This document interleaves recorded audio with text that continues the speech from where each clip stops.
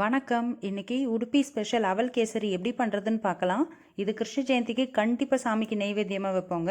இதில் எந்த ஒரு ஆர்டிஃபிஷியல் ஃப்ளேவர்ஸும் ஆட் பண்ணாமல் அவல் நாட்டு சர்க்கரையை மட்டும் வச்சு இதை பண்ணியிருக்கேன். இப்போ வாங்க இந்த அவல் கேசரி எப்படி பண்ணுறதுன்னு பார்க்கலாம். இந்த அவல் கேசரி பண்ணுறதுக்காக நான் ஒரு கப்பு நல்ல திக்கான அவல் எடுத்து பேன் நல்லா ஹீட் ஆனதும் அதில் போட்டு ரோஸ்ட் பண்ணிக்க போகிறேன். நம்ம நார்மலாக ரவையை ரோஸ்ட் பண்ணுற மாதிரியே இந்த அவலை ரோஸ்ட் பண்ணிக்கோங்க. ஃப்ளேம் மீடியம் ஃப்ளேம்லேயே வச்சுக்கோங்க.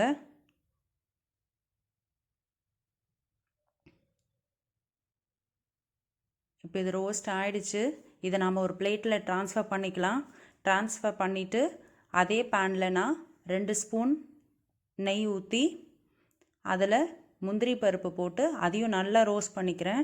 முந்திரி பருப்பு நல்லா கோல்டன் ப்ரௌனில் வரணும்.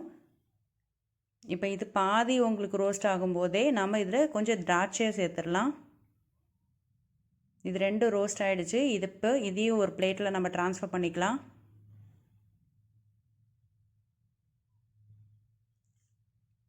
இப்போ ஆறின அவலை நான் ஒரு மிக்சி ஜாரில் போட்டு வச்சுருக்கேன். இதை இப்போது ரவை மாதிரி நாம் உடச்சி எடுத்துடலாங்க. இப்போ பாருங்கள், ரவை மாதிரி வந்துருச்சு. இப்போ பேனில் 1 கப் அந்த அவல் ரவைக்கு 2 கப்பு தண்ணி ஊற்றணும். நான் 2 கப் தண்ணி ஊற்றி இதை நல்லா கொதிக்க வச்சுட்டேன்.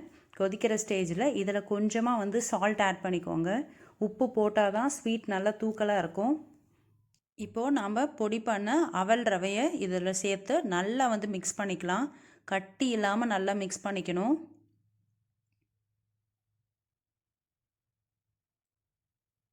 நல்லா இதை கிண்டி விட்டுட்டே இருங்க.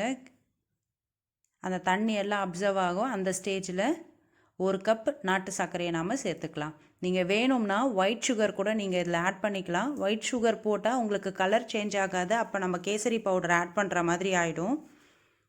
ஒயிட் சுகரும் உடம்புக்கு கெடுதல், கேசரி பவுடரும் கெடுதல். அதனால் நான் நாட்டு சர்க்கரை இதில் சேர்த்துருக்கேன். இப்போ இதை நல்லா உங்களுக்கு மிக்ஸ் பண்ணிக்கிட்டே இருங்க.